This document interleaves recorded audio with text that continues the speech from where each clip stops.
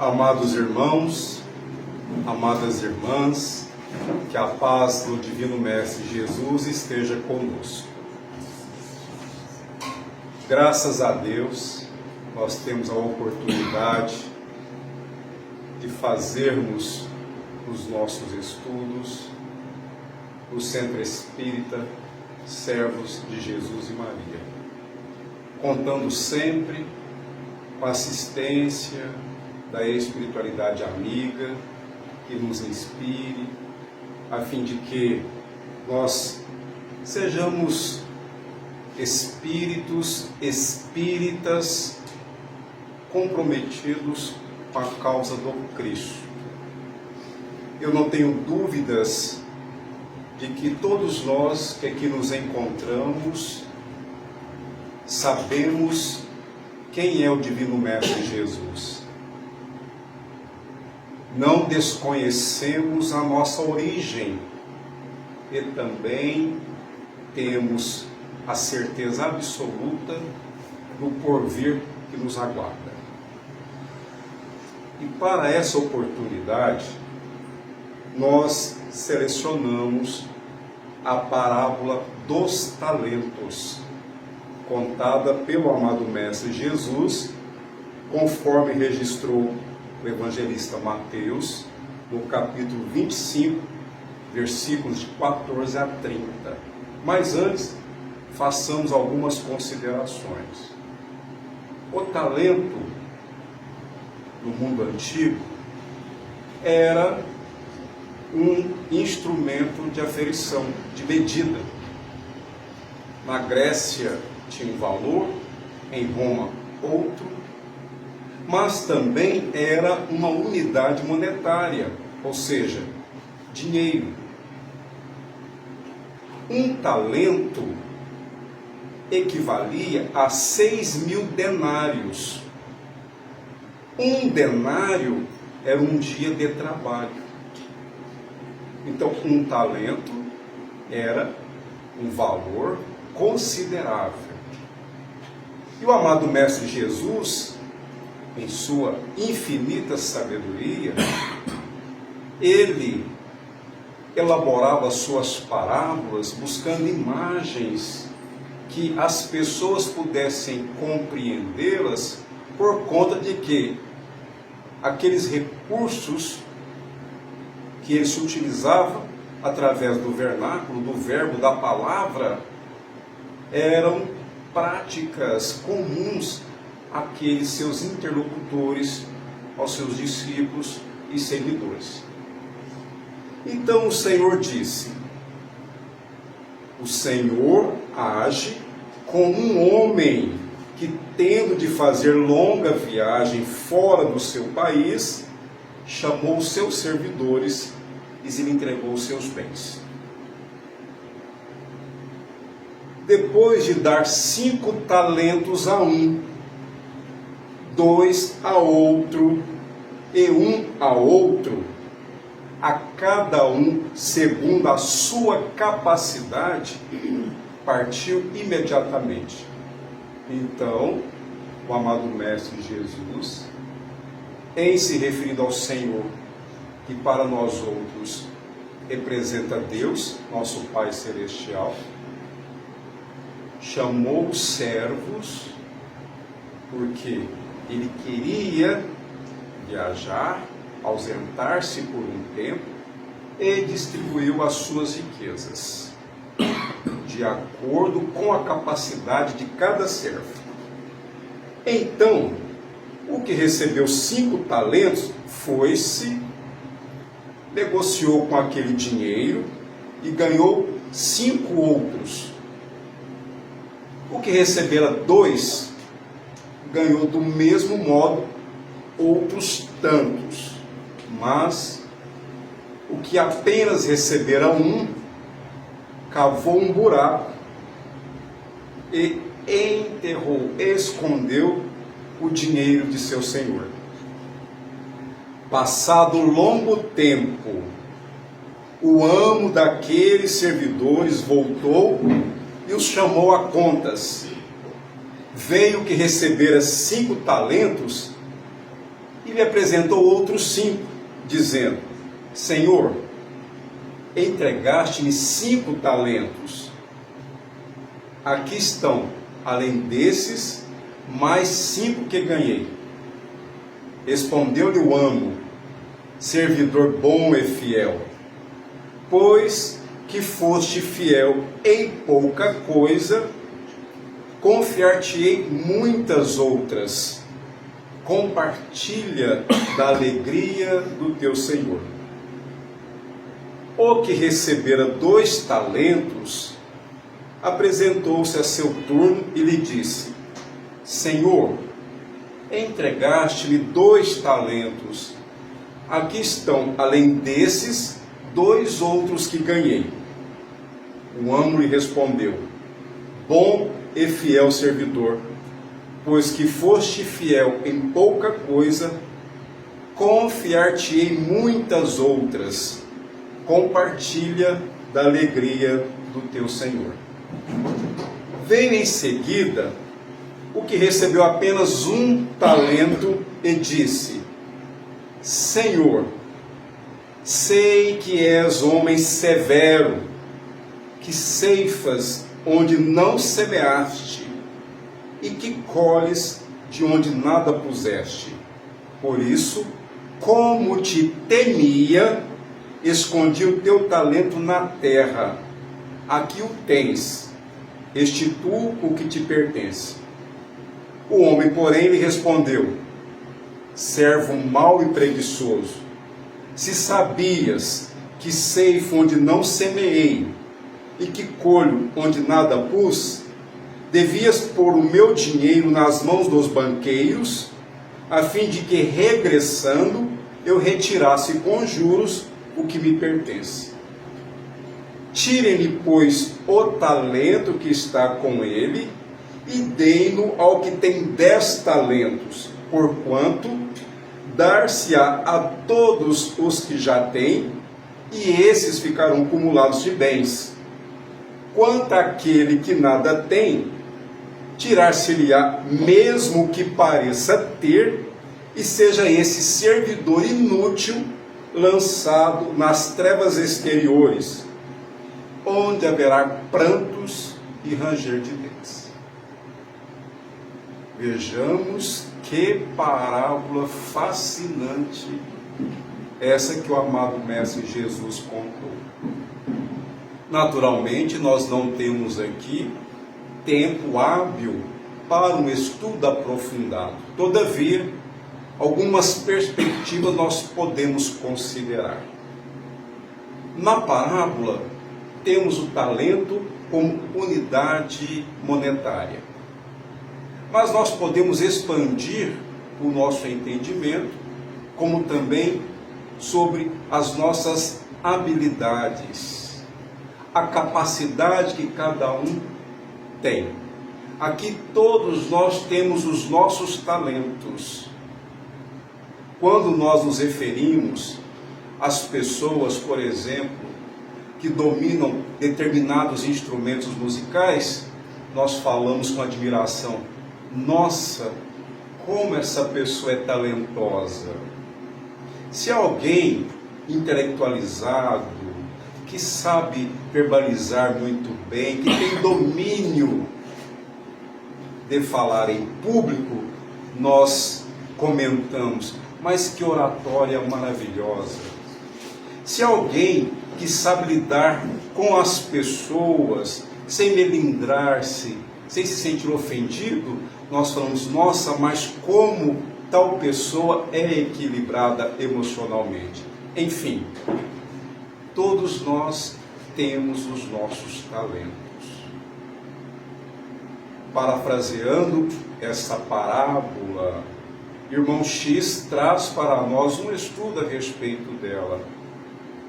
E ele conta que um rabino no plano espiritual, para explicitar melhor o entendimento desta parábola, disse que o Senhor distribuiu para os servos alguns talentos, tais como o dinheiro, o poder, o conforto, a habilidade, o prestígio, a inteligência, a autoridade.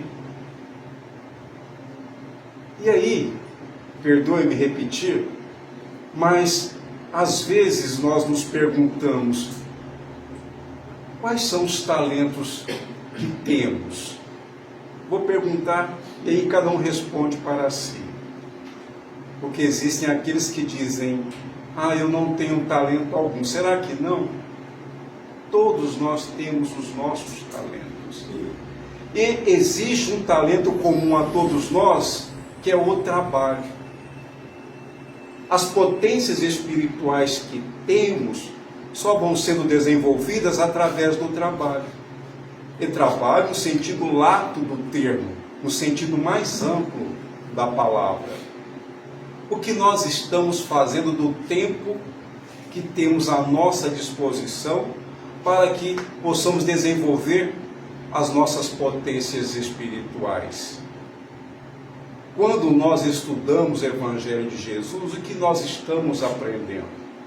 E o que foi internalizado por nós, estamos nos esforçando para vivenciarmos, para praticarmos. Alguns exemplos. Já identificamos em nós o orgulho? Como vencer essa chaga da humanidade? O que é ser orgulhoso? Quando nós descobrimos o orgulho em nós, nós falamos para nós mesmos: eu não mereço isso. Por que eu estou sofrendo desta forma? Eu sou melhor do que aquele, do que aquela. Mas logo comigo? E por que não? E por que não? Isso é meu, isso me pertence, não vou compartilhar com ninguém. É quando você se declara egoísta. Como combater o egoísmo? Esforçando-se para ser altruísta, para compartilhar com os outros aquilo que você tem. E se você nada tem para compartilhar, analise, busque em você mesmo esse talento que o Senhor lhe confiou, porque com certeza você tem pelo menos um talento. Pelo menos um talento. E nesse estudo que o irmão X narra, que ele nos traz do mundo espiritual, ele se refere ao servo infiel como portador de um talento, como sendo conhecimento espírita.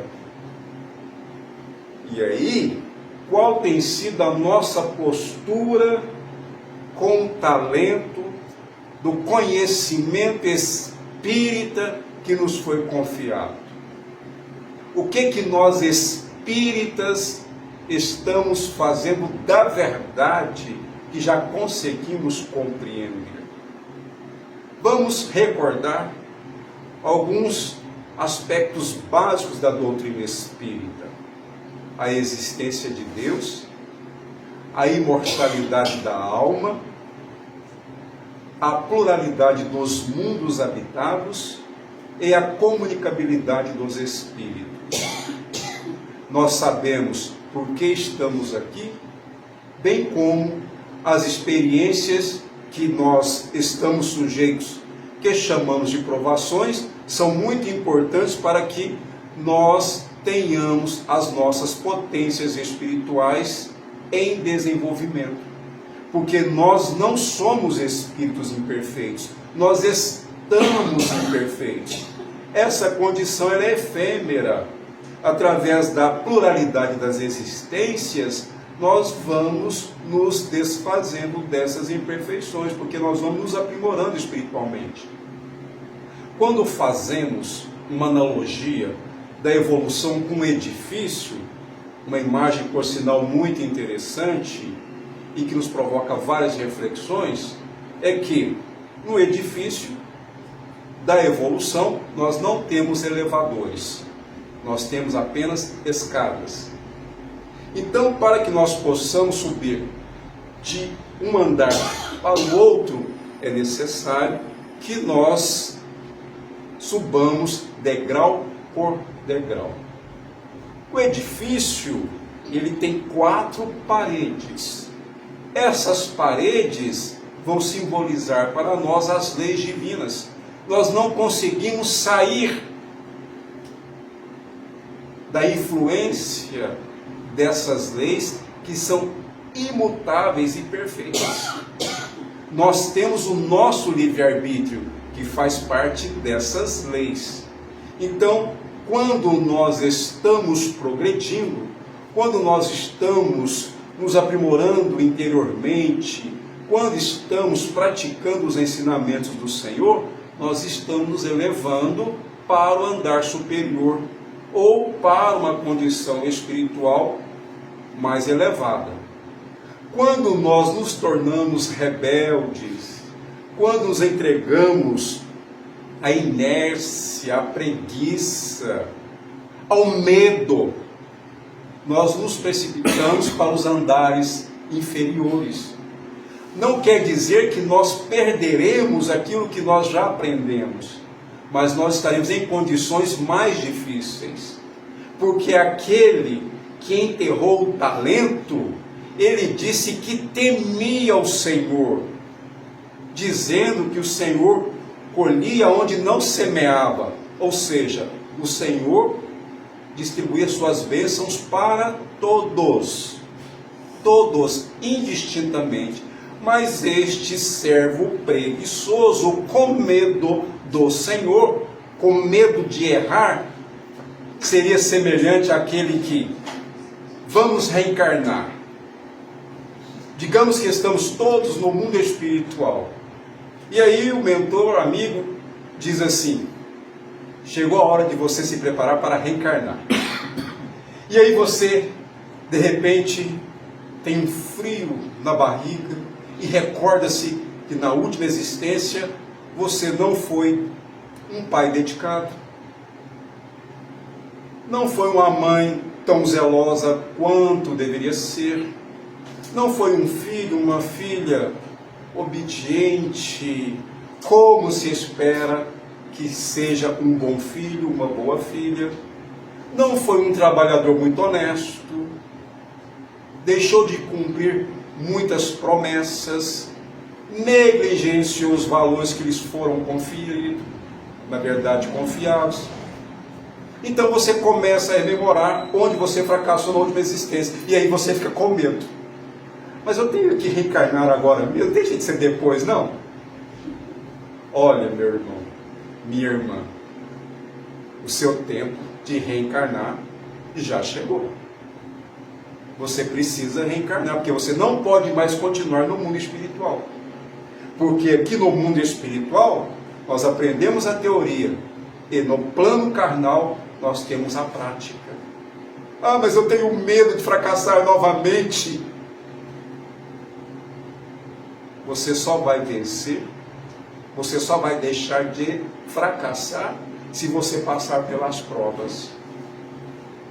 Então, já ouvi pessoas dizerem assim: nossa, eu fui empurrado para a reencarnação, eu fui jogado para a reencarnação. Não. Ninguém vai evoluir, ninguém vai ser feliz se não reencarnar. E quanto mais nós reencarnamos e vencemos as nossas provações e superamos as nossas expiações, mais as futuras reencarnações vão sendo mais felizes. Porque nós fomos criados para a felicidade, e a felicidade é eterna. Vejamos, o que são 100 anos perante a eternidade? Dizem os espíritos que 100 anos terrestres equivalem a um relâmpago perante a eternidade. Um relâmpago muito rápido. Então, não tenhamos medo. E o medo é que fez com que este servo infiel e preguiçoso fosse lançado nas trevas exteriores, onde há o ranger de dentes. O que quer dizer isso? Por conta da predominância das suas más tendências, ele, com medo, não trabalhou com os talentos que o Senhor lhe confiou. Então ele vai perder aquelas possibilidades que ele teve, para reencarnar em condições mais difíceis, a fim de vencer a si mesmo. Então vai passar por reencarnações, onde privado daquilo que agora ele não valorizou, que ele possa reconquistar esse bem que estará sempre à disposição dele. E neste caso, no estudo da parábola que o irmão X nos trouxe através do médium Francisco Cândido Xavier, o conhecimento espírita, o Senhor tirou daquele que o receberam, que enterrara no chão, e deu para os outros dois, para aquele que conquistou mais 5 talentos e para o outro que conquistou mais 2 talentos. Porque eles se esforçaram, tiveram suas dificuldades, mas não se entregaram à preguiça, à desonestidade, enfim, eles trabalharam. E aí vamos perguntar, o que estamos fazendo com os talentos que o Senhor nos confiou? A mãe tem os seus talentos? Sim. E o pai? Também. O pai é protetor, a mãe é educadora. Outro dia alguém disse-me, eu aprendi com meu pai isso, eu aprendi isso com a minha mãe. Vejamos que nós trazemos em nós as influências que nós recebemos dos nossos pais. Ah, meu pai disse-me que eu tenho que falar sempre a verdade. A minha mãe me ensinou que eu devo sempre respeitar os mais velhos. Aliás, antigamente era senhor e senhora. Hoje você vê um jovem de 20 anos chamando um senhor de 60, de 70 de você. Não quer dizer que seja falta de respeito. Não, porque o respeito não está no pronome de tratamento, está na forma como você se dirige à pessoa. Pode falar você com carinho, você com amor, você gentilmente. Mas antigamente era benção, senhor, senhora. Não sou saudosista, mas alguns valores ainda são muito importantes para que nós possamos refletir sobre os talentos que temos à nossa disposição. Alguém diz assim, nossa, mas já tem tantos livros escritos, o que eu posso escrever e que vai acrescentar algo para as pessoas? Às vezes suas próprias experiências, seus pensamentos, suas reflexões. Ah, mas lá no centro espírita já tem tantas pessoas trabalhando, se eu não for hoje, não fará diferença. Tem certeza? Olha, que fará diferença sim, porque nós não estamos aqui por acaso. Dizem que uma brasa só, ela apaga. Uma brasa só perde o calor. Então nós, quando estamos compromissados neste ideal com Cristo, nós somos espíritos que estamos a caminho desta realização maior. Certa feita, Allan Kardec disse assim, uma vara pode ser quebrada, mas um feixe de varas não. Então, nós aprendemos que todos nós que temos em Jesus o modelo e guia da humanidade, nós confiamos no Senhor, mas o Senhor também confia em nós. E vai chegar um momento em que nós iremos prestar contas de tudo aquilo que nós recebemos do Senhor.